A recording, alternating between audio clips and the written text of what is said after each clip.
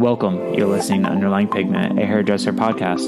My name is Rob Jernigan, and I'm sitting down with individuals from all areas of the salon industry to talk about their processes, the lessons they have learned, and how they try to make an impact. My goal is to bring together stylists along with current and possible future salon owners to learn from each other, help each other grow, share their love, their struggles, and personal insights of the industry. Hope you enjoy. So today I'm sitting down with Jessica Walker from Bernardsville, New Jersey, correct? Yes, that's right? Good. All right. Mm-hmm. All right. So I wanted to chat with you about pretty much everything you're doing within your business and beyond that. I've followed you for a couple of years now. Like we discussed earlier, I did sit in on one of your I don't even know what you would call it.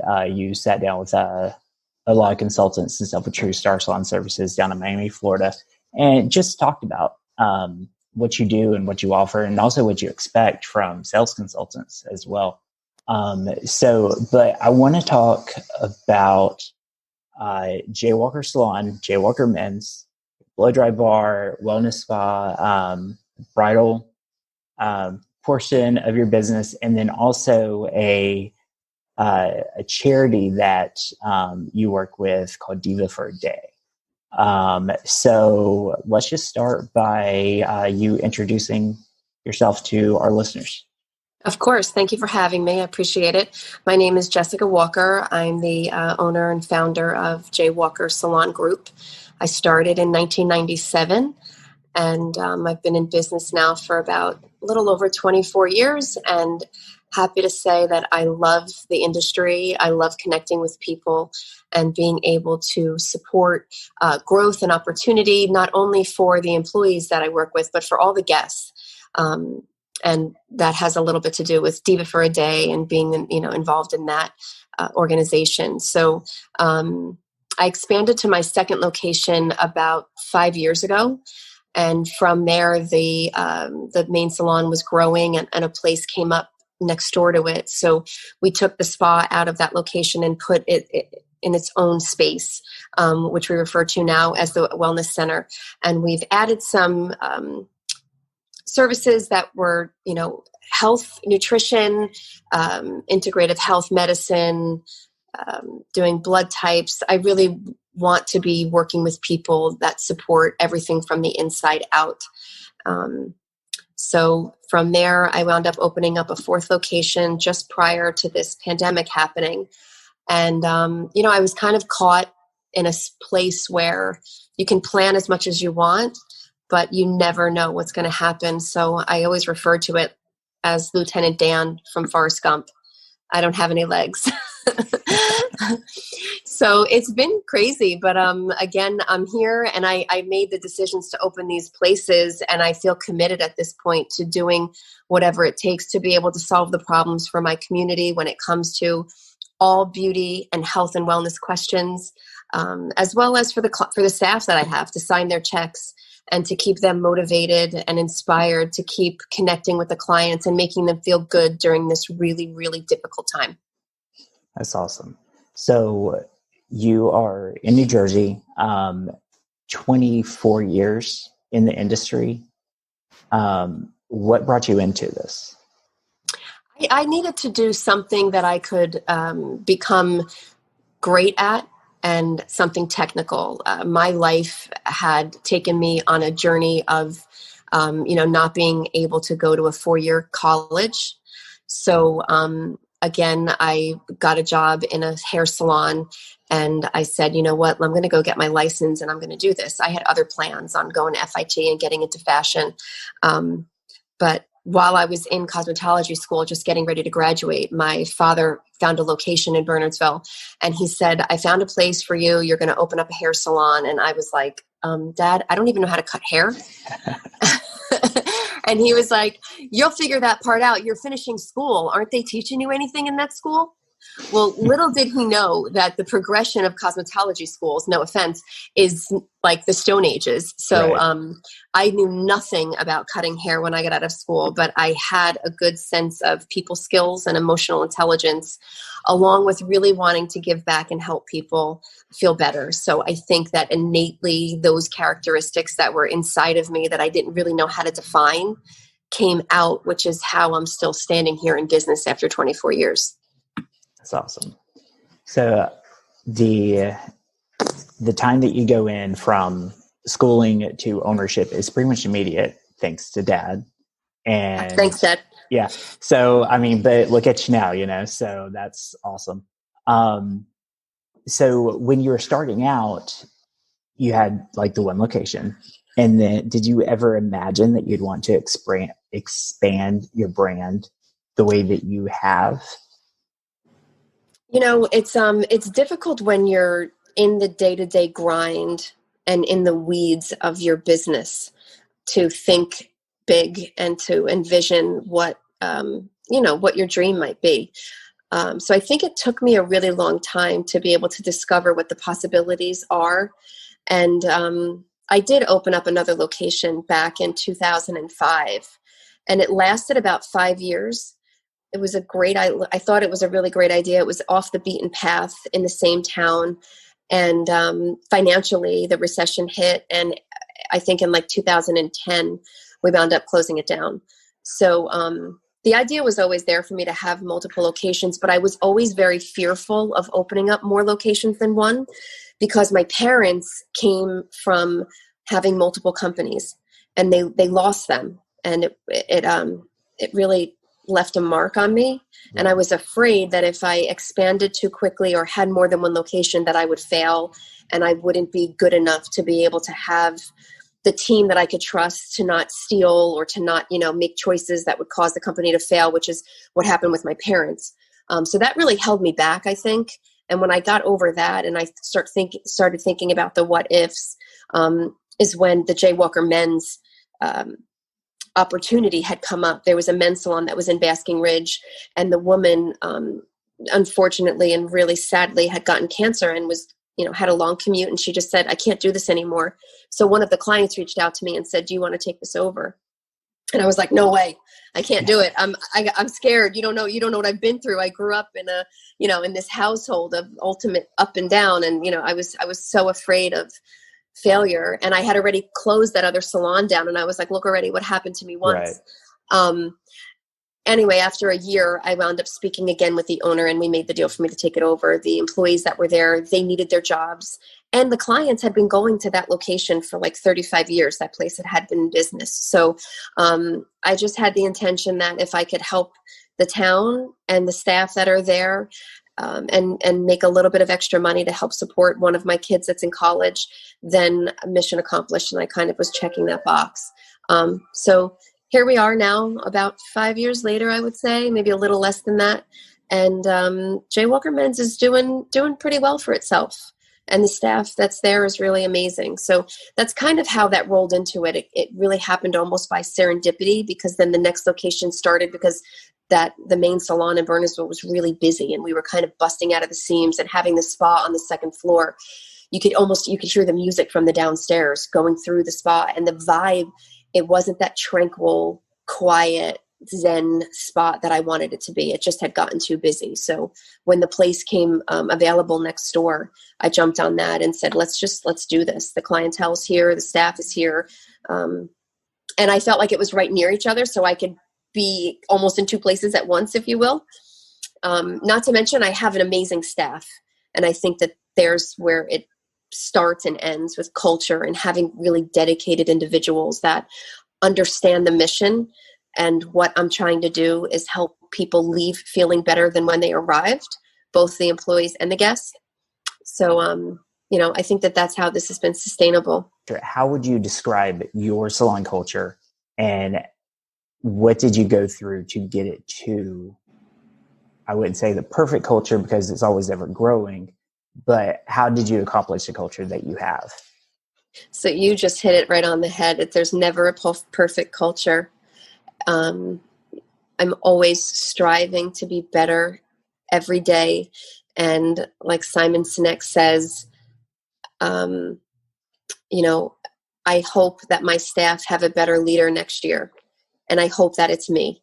Right. And I really strive to let them know that I truly care about them first and that they're my family.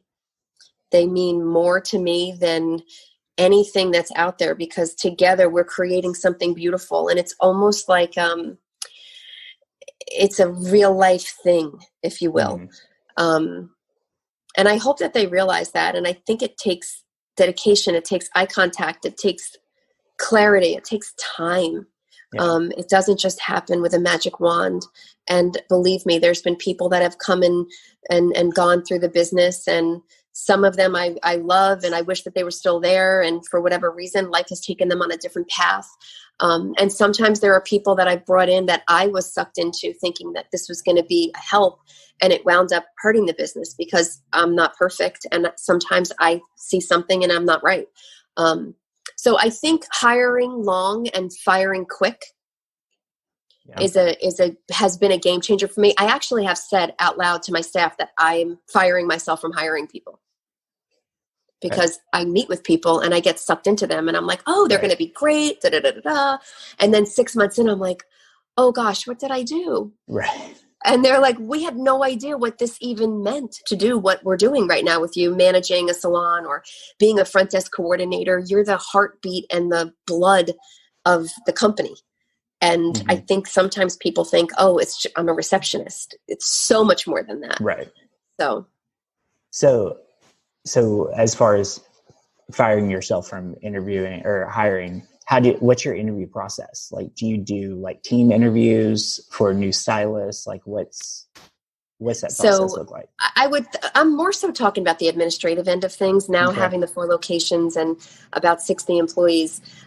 When you're trying to hire the assistants and the admin staff, I have an HR team that will help do the initial phone screening, and then now Zoom calls to meet them and see how they interact, on the computer, because they are going to be interfacing with clients, on the phone, and face-to-face, obviously. So, and then we'll bring them in for an in-person interview with myself and one of the managers, and then we'll bring them in with the team and, invite a couple of the team members to then sit down and have a casual meeting with the potential candidates. This way they can kind of see who some of the team members are. Right. And I like to bring in some of my stronger team members so that they can understand and have those conversations to know, like, this is what you're getting involved with. I usually will make it sound a lot more complex than I try to make it sound a lot more complex than what it is, because I would like to set the expectation and, have them understand that I'm meeting that, as opposed to it being like, oh, everything is wonderful here. We are a great team and we don't have any issues. And then they come in and they're like, who answers your phones and where are they? Because we have a call center. So it can be really confusing when the phones are ringing and it's like no one's answering them, but somebody is answering them. Yeah. So what are you expecting from your stylist as far as when you bring on a new stylist? You mentioned earlier about the Stone Age school system. Do you bring in newbies, and then what's your program like to set them up for success? Good question. So we do like to teach and train from within.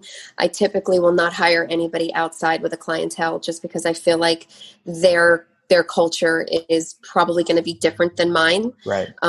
So ideally we like to get them out of school and then put them through our training program, which is typically about 2 years. I think a lot of what I'm looking for with team members is a dedication to personal growth and technical development, to have a vibe that they're always learning, they're always growing, and you never arrive and get to a point where, like, I'm done. I've done everything that I can do and there's nothing left. So I really try in that hiring process to find out if that's where people are living and that's how they're living. And the issue that I found in the past, and what's hurt me, is that a lot of people say yes. And then I'm like, well, tell me more. And then they'll tell me about the books that they're reading. Mm-hmm. They'll tell me about the development work that they might be doing, or the therapist that they might have that's, trying to help them live a better life. And then when they come in and they're working with me, they're not living it. So I always say that when someone shows you who they are, believe them. And that's led me down a road to like, well, you're lazy, you're whiny, you might be stupid. And there's just certain things that I don't want to deal with, as rough as that might sound. And I don't know, you might want to edit that out, but, I think it's really hard to, and then once you have the people on your team, it's kind of really difficult to have the conversation, say, look, you're showing us that you're lazy. What are you going to do to change this? And then sometimes it's just a personality thing. So I'm really big on the DISC personality assessments and trying to assess who it is that you're going to put on your bus, because I've definitely hired wrong for sure. Yeah. So as your stylist or becoming tenured stylist, and you go through all the ups and downs with them and everything, you continue education within the salon training. What kind of education do you provide for your stylists? Like, do you bring in outside education? Do you all teach each other like different techniques as techniques develop over time? Exactly. We do both. We do bring in education from Goldwell is our color company. So they're very, very, they're amazing with, having their talent come in, as well as Arojo. He was sending in, a trainer once a quarter for us, just prior to COVID. So now we're doing most of it in-house with our team teaching our protege level people. And I'm also looking into partnering with an education company that's online right now, to have that source of inspiration and information come in and bring to the team. Because, I believe, like Nick always said, you're either growing or you're not, and you choose, and if you're not growing, you're going backwards. And I really, really believe that to my core. I think that he's instilled into me some values that are life lessons that I bring into my home, as well as into the culture of the education of the company. Definitely. So we've brought this up like a little bit. So COVID happened. So you went through a recession and closed down one of your locations after that. And then now this pandemic hits and you have several locations at this point. How are you? Like, how's your staff, all that, like with the COVID situation? I mean, hopefully everything's healthy and well, but, what's the mindset for everyone that you're working with right now? It's interesting. I've been interviewed by a lot of people, and I don't think anyone's asked that question yet. How are you? Yeah. And I almost felt it plug into me. It's emotional. Yeah. And I'm a business owner. I'm also a woman, and we are emotional creatures. And it's unnerving. There's something that you don't know what's going to happen. And again, like I said in the beginning, I chose to open up these businesses, and I signed leases on these businesses. Right. And I've hired employees to work here based on the location for the business. And I made my bed, and I feel as though I need to lay in it and figure out how to make it work and try different things. And, as uncomfortable as it is, I think this is the time where I need to be comfortable being uncomfortable, because with adversity comes opportunity. And, I can dig my heels in and say I'm staying open, or I can dig my heels in saying I'm shutting everything down. One way or the other, I believe that there's an emotional debt that will have to be paid. In other words, if I just said, okay, I'm going to step out of this Mendham location and I'm going to leave and shut it down, I committed to here, and I want to bring the talent that I have to this township.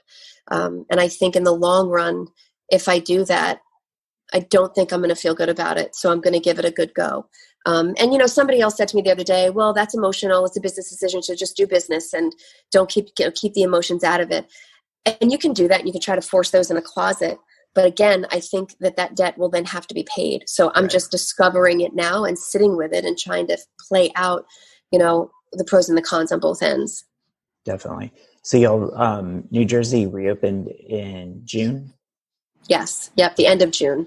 Okay. So I'm sure y'all had like state protocols, all that. Did you go how did you handle everything as far as like the adjustments after reopening? Like, was that a hard transition for y'all? Like, I've talked to some salons where they just literally just completely had no clue what to do, because your day-to-day life changes drastically, of course, but then going into work and being able to work again, you want to work as much as possible, but then like some salons had to do shifts and like just go in like different waves and everything. How was it for y'all?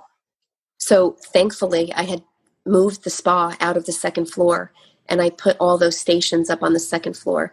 Nice. So it was a double-edged sword because I'd spent all the money to renovate the buildings and add stations, but that enabled me to be able to open with my staff and separate the stations 6 feet apart.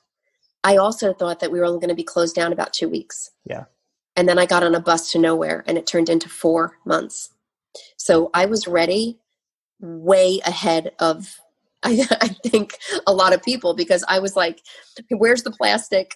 Here's my thermometers. I mean, I was going to check everything and do whatever I could to cut hair outside.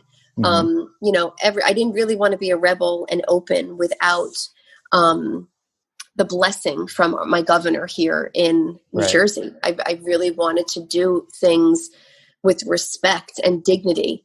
And then it got to the point where it was like, you know, enough is enough, that you let, you know, we're different kinds of, and I don't want to talk about any of those other kinds of businesses, but, you know, the bigger box stores and all of that, they were able to be open, yet, you know, like what everybody was saying, you know, we're a communicable business, of course, but we're licensed to touch.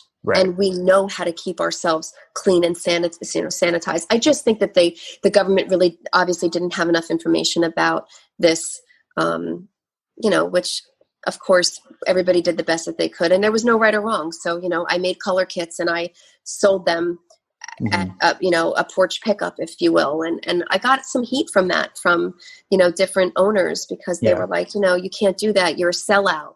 And my clients were calling crying. Like, they don't want to be on a Zoom call with gray hair, you know, and they don't know what to do. And they don't want to go in CVS. They've been trained and educated that that's not what you want to do.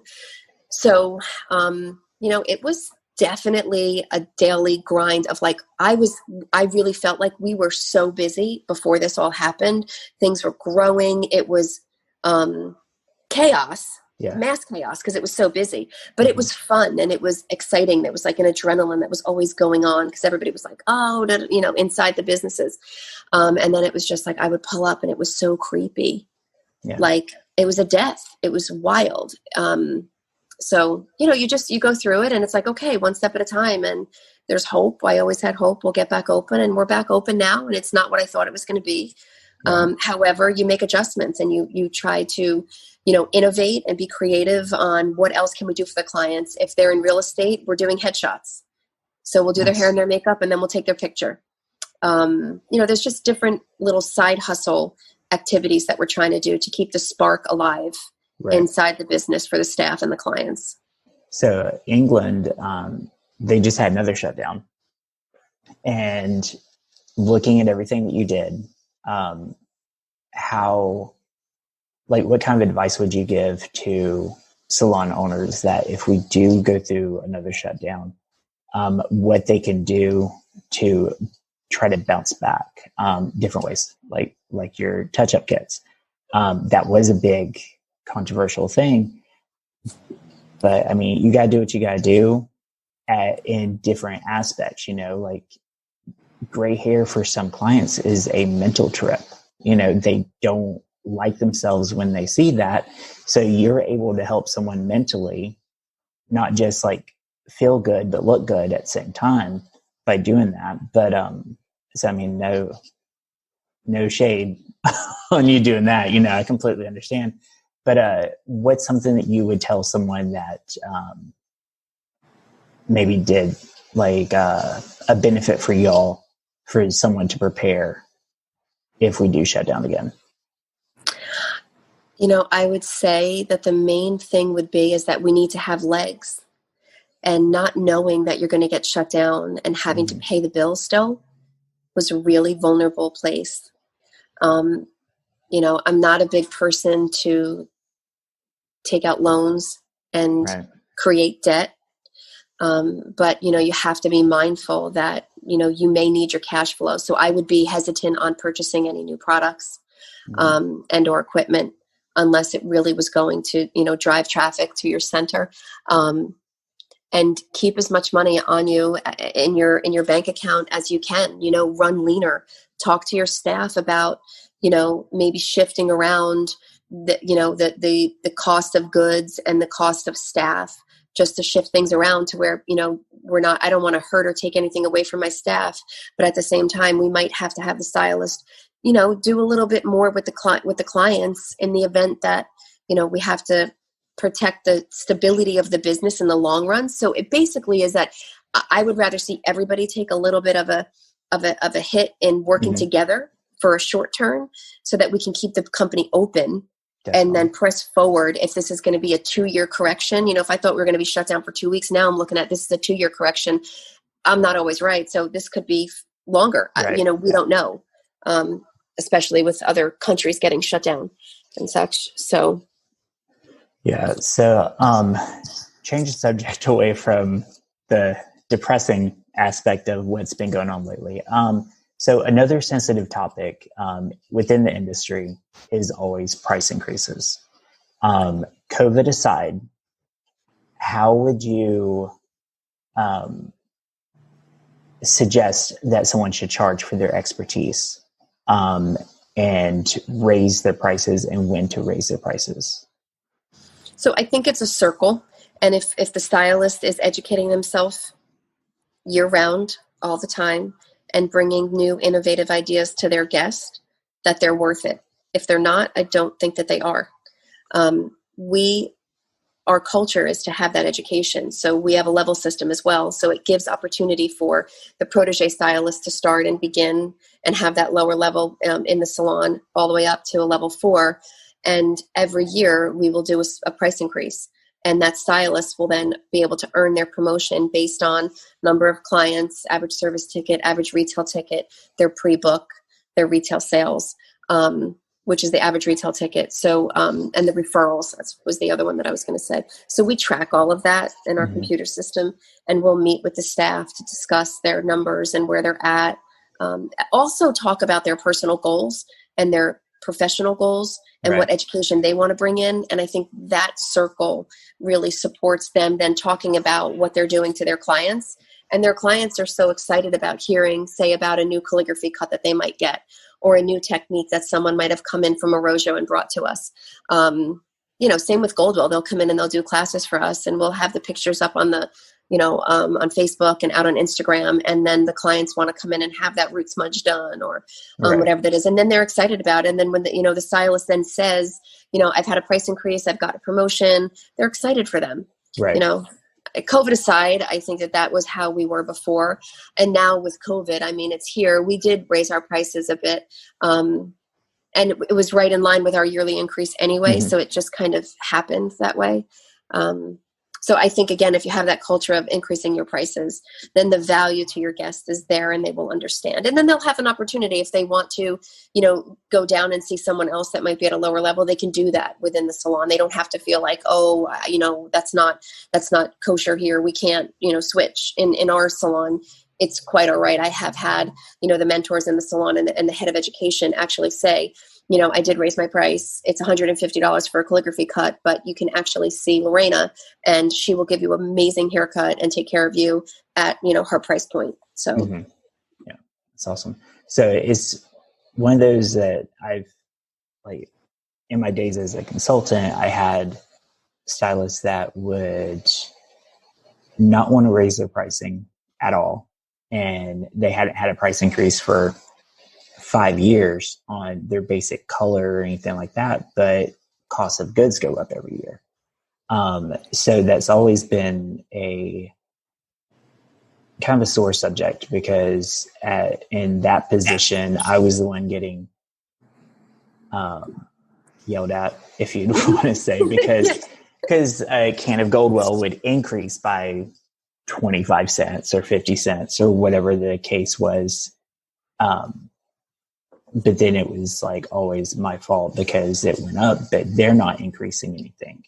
And they're going to education. They're doing all this stuff. They're just afraid of more or less losing clients.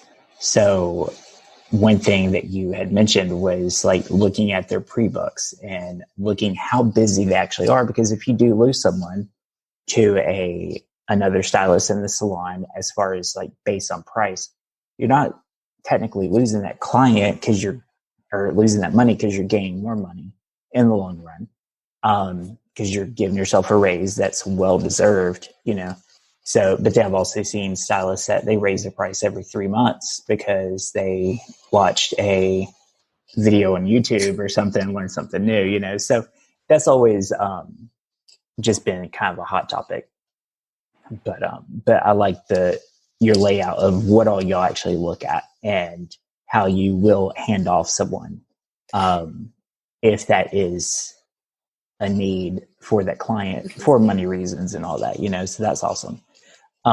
So what kind of resources have you had that really helped you along your journey? Now, I know you've mentioned like Nick Rojo, like just Goldwell in general, but what are some other resources, and maybe resources that you didn't even realize that were something you needed and came upon? You know, it's a good question. When you're talking about stylists that don't want to raise their prices, so much of it comes from within. Yeah. That we as stylists feel as though we don't deserve the raise. Or if we do deserve the raise and we really believe we deserve the raise, we don't know how to ask for it because we're afraid of rejection. And we're afraid that the client is going to say, "You're $5 more?" Yeah. And then the stylist feels like crap. And then they're like, "Oh my God, we can't do this. Take the sign down. I don't want the promotion. I don't want it. I don't want to go up to another level." And then we're like, "You don't want to make any more money?" So I really think that it starts with, in the hiring process, letting them know what your culture is. And the hard part for me was having to shift from being the first way of like, "Oh my God, how am I going to raise my price? What am I going to do? I don't know if we can." And so, you know, when you're asking about what have you learned over the years, and I think a lot of it is, you know, the personal development and the self-worth and being vulnerable and educating myself on the business end of, you know, what does it take to be in business? It takes innovation, it takes creativity, but it takes love and it takes attention, it takes patience. And you really have to value yourself, and that trickles down to your team. And right there is where I think the gold is that when someone stands behind the chair and can really confidently deliver a consultation that speaks to the client, where the staff member is not talking about their divorce or their kids and their school and whether or not they're being home tutored because of COVID. To be honest with you, the staff, the clients, they don't really care. They're there to relax. And as much as we say this over and over again, you'd be surprised. We walk around and we can easily get sucked into answering the questions because sometimes there's that awkward silence. The clients don't even know what to say, so they'll just ask. And, you know, instead of the staff member saying, "Okay, tell me more," you know, and get into the nitty gritty of what's happening within the beauty industry or what does that guest want to talk about, you know, it turns to a more personal conversation. So I think that, you know, something that's really helped me over the years was studying and reading to be able to bring those tools for emotional wellness and you know, EQ to my team. You know, about the soft skills and really how to communicate and deliver a really good consultation. You know, that's been something that's really been a big part of the culture in the salon as well. Nice.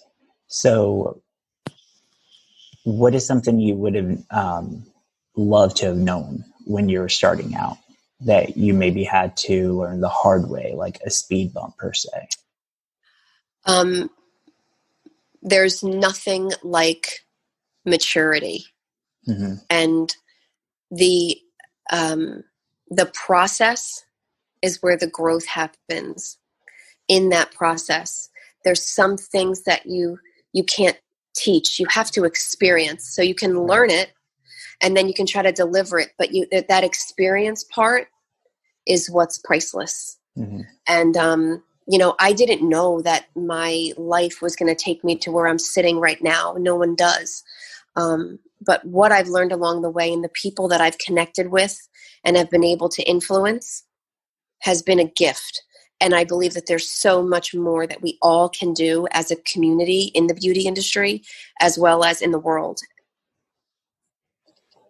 That's awesome. So that's going to lead me into my next thing. So there's a project that you work with called Diva for a Day. I want you to tell us about this, because I know, like, what I've heard. I've seen like some of your videos on it, basically what you do. But it's a phenomenal, like program, if you'd say that you have, that you're working with. If you could kind of expand on that. Sure. Diva for a Day, I believe it was founded in 2011, and it was created from two women that live in the town of Basking Ridge, New Jersey. They each had 5 children, and they both came down with cancer. They became very close, and through this process, they said that we should create a day at the spa for women with cancer. And we bring them in. They have a facial, a massage, a manicure, a pedicure. They have their hair done if they have hair.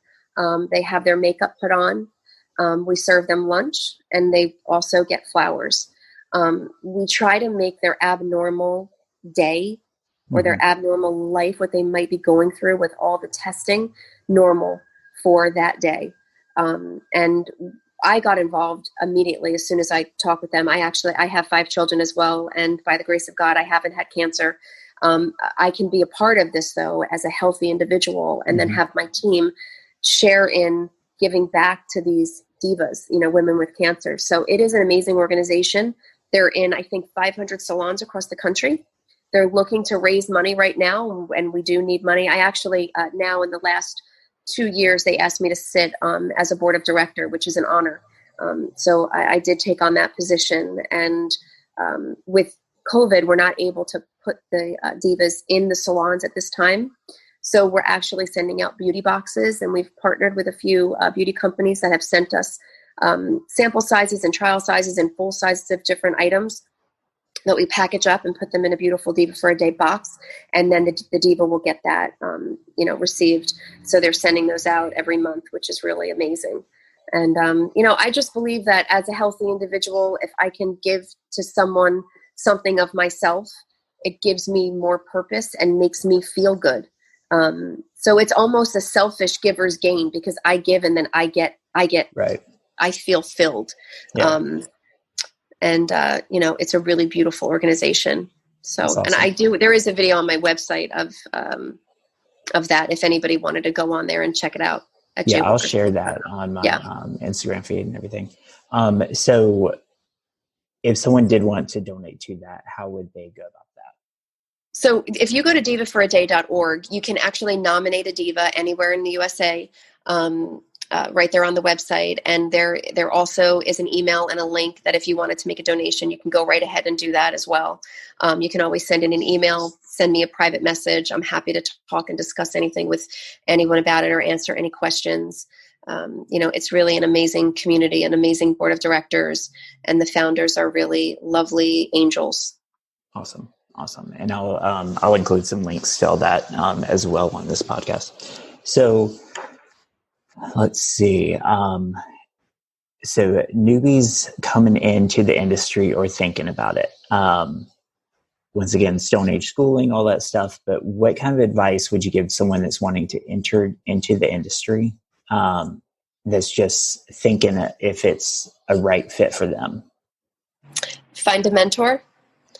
Find a salon that appears to be successful, but then go in and do your due diligence and ask questions and interview them, whether you're going to work there or not.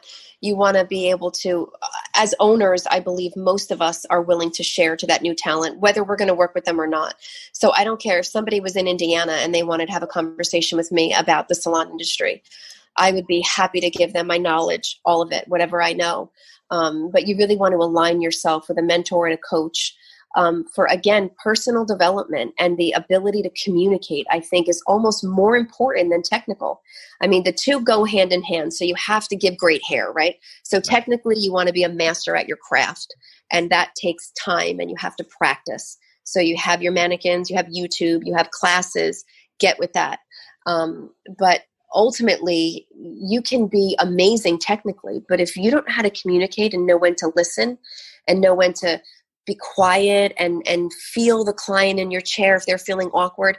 I believe there's an unspoken language with hairstyling, and the client sits in the chair, and I know you can see me, but the guests can't see me right now that are listening, but they go like this with their bangs, and they touch their fingers around their front.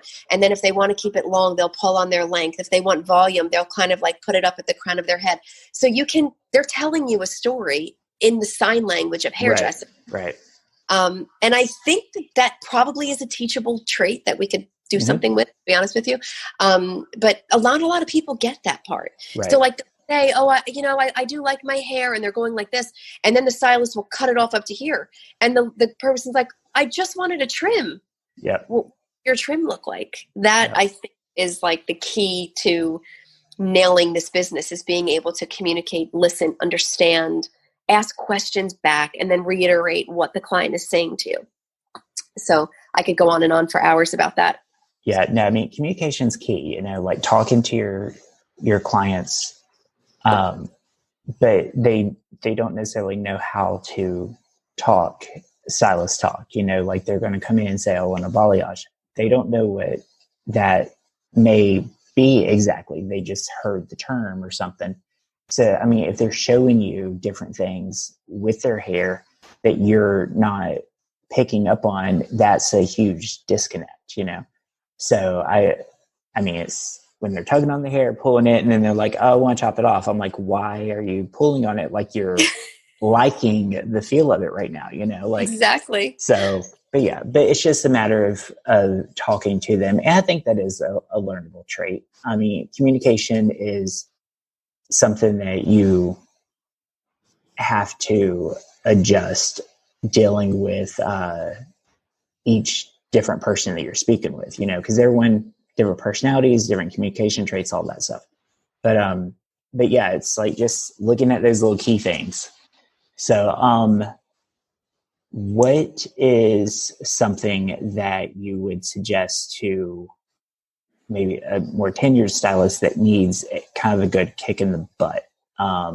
Like motivation wise, is there anything that you could think of that just they should start in that spot? I would always go back to reading a book. Okay. Read Good to Great. There's so much material out there on, what does success mean to that person? Somebody might be really happy coming in and working on 3 clients in the day and reading a book in between. Mm-hmm. I don't want them on my team. Right. I think, again, you're either growing or you're not. And we're in sales. This is everything's for sale. I mean, Elon Musk is selling us the idea that he's going to the moon. I mean, it's sales. Everything is sales. So if you're not good at what you do, you shouldn't do it, or you should get good at it. And then once you're good at it, you should better yourself and then become a master. It's constant, never-ending improvement. And I really, I was listening to a program over the weekend, and he was talking about, look, if you're great at golf, you're going to want to golf every weekend because you're going to want to keep getting better and better. Mm-hmm. If you're great at hair, you should really want to do it. And that should be your main thing that you love, to give great hair, because when you nail it and that client walks out 2 inches taller because of you, that's when you hit your prize. And it's like, ring the bell. I wish we could do that in the salon, like on Wall Street. It's like, ding. Yep. I just think something like that is just amazing, because I see the clients when they walk out of the salon and they're thrilled and they feel more confident. They feel more beautiful. And I think that's our gift and that's our gig. And, so many times I just feel like there's a lot of opportunity in the stylist not realizing what their impact is and how great they are to their clients. Like the clients, I think, are so excited to come in and see us. And I wish that all the stylists in the world would say and really understand that, those clients are so excited to come in, yet they're paying us. Yeah, we should be excited, to have them sit in our chair and honored. And I'm sure most stylists are, but I just think, the days are long and the years are short. So it's kind of like, oh, I have my next client come in. So what are some techniques that you do to get ready for that client? Go in the back and take a couple deep breaths, smile at yourself in the mirror. Yep. It works, as kooky as it might sound. Yep. You go out and you're like, hey, how are you? And it's like, now you can't even hug. We're huggers and touchers and feelers, So it's definitely like getting in that practice of getting grounded to be able to touch these clients and make them have this experience that's worth sharing so that they leave feeling better when they arrived. I think especially with COVID right now, people say they go to 3 places. They come to the salon, they're going to the doctor's office, and they're going to the food store. Mm-hmm. And we know damn well that the doctor's office is not fun, and going to the food store is a drag. I don't know anybody that likes that. Right. I'd like to talk to them if you can connect me. Right.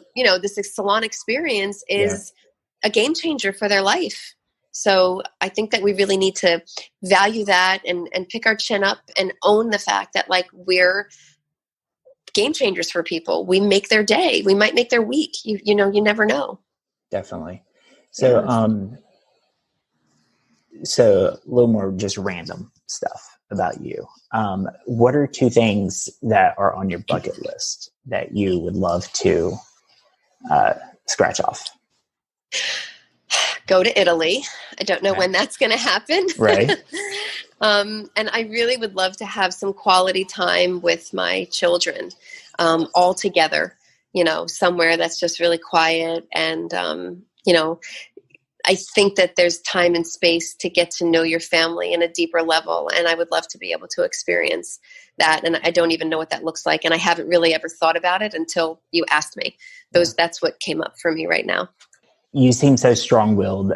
You care for everybody. Like during this whole time, you're talking about your stylist, about your employees, all that stuff, and yourself.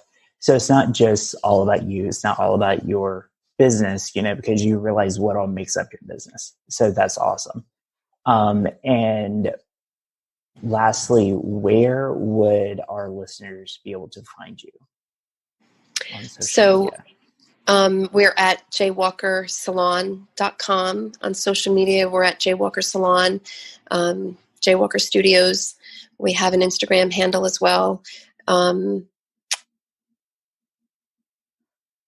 I've been doing a bunch of different podcasts lately with people from all around the world, which is pretty amazing.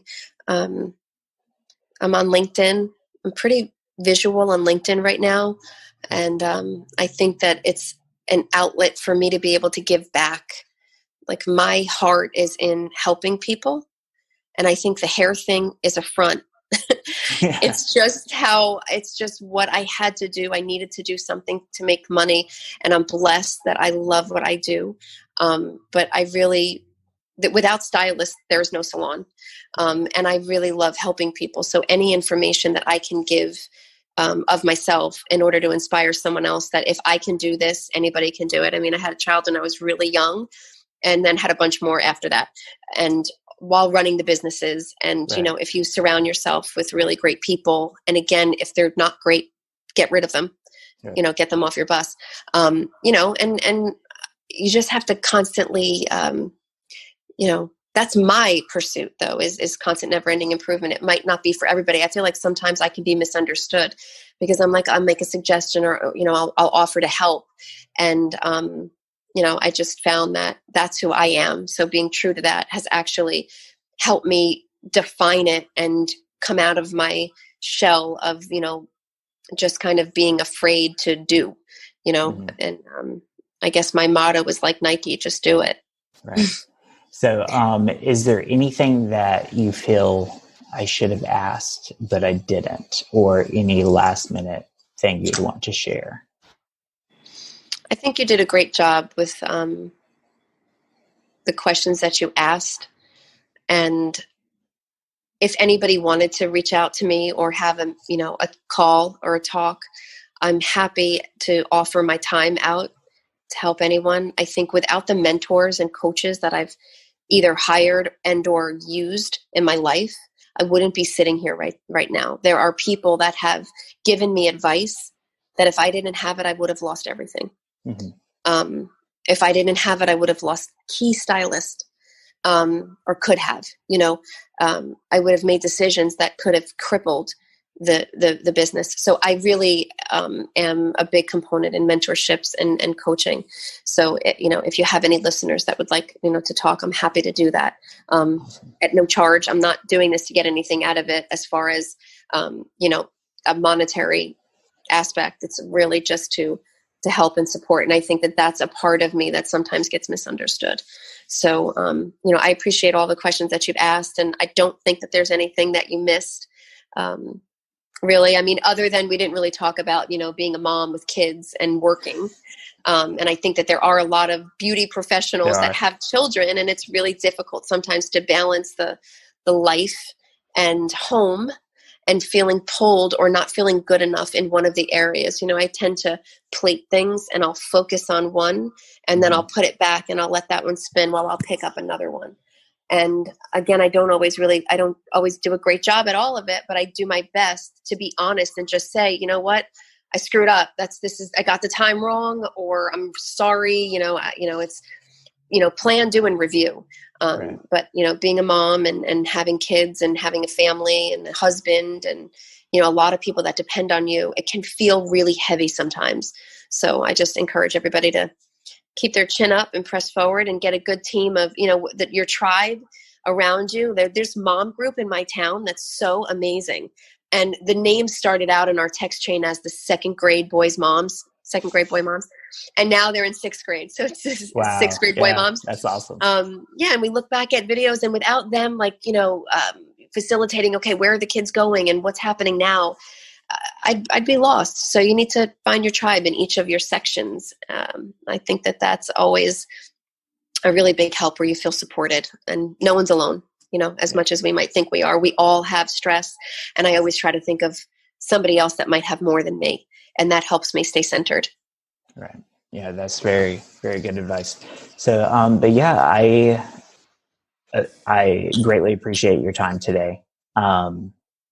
And doing this with me to share this. I'm going to have all your contact information down on the podcast and on the Instagram. So I will share that with everyone when we broadcast this. And I just want to say thank you. Thank you. You're awesome. I appreciate you, being a platform for artists and different people like me to come out and share our stories, to be able to inspire other people to do what they love. Thank you.